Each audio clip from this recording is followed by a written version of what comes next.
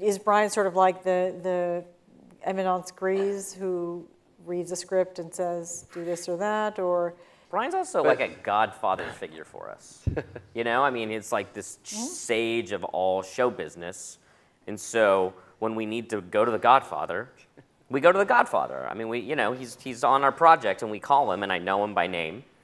And you take my calls, right? Of course, always. He takes my calls. So you know, it's like Brian serves as this sort of overarching figure to help in any capacity, and it could be from a story point, hiring a director. There's an actor that's gone crazy on set. Godfather, what do we do? You know, I mean, it's a real kind of jack of all trades thing. It's like, it's good. It's a good show. It's cool. You know, there's a tone and a style to it that definitely that's definitely unique.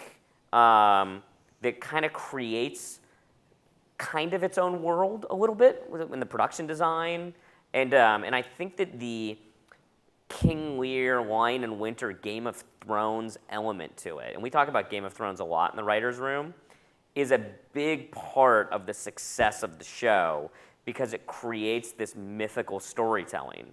You know, in the original pilot script, I was constantly writing the prince and the king and the queen, and I wanted the audience to think in classical archetypes, and all our titles are Shakespeare titles.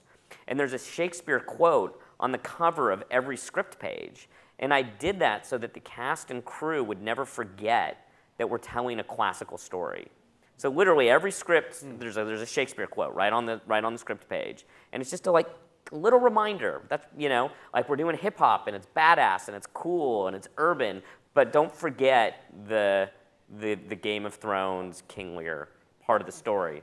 I think that alone distinguishes the show on broadcast television, because I don't think most broadcast scripts have Shakespeare on them. Well, it's, you know, maybe they should, because it's like, you know, Shakespeare based a lot of his plays off of myths, and you know, mythology and is a wonderful place. Is the foundation of story in many ways, and most of the stories we tell are remakes of that. And I just think it creates. I love stories that are epic in scope, that feel that there's an epic, heightened stakes, and those mythical archetypes are the place to kind of start. Very good. You like that? Yeah, that's it.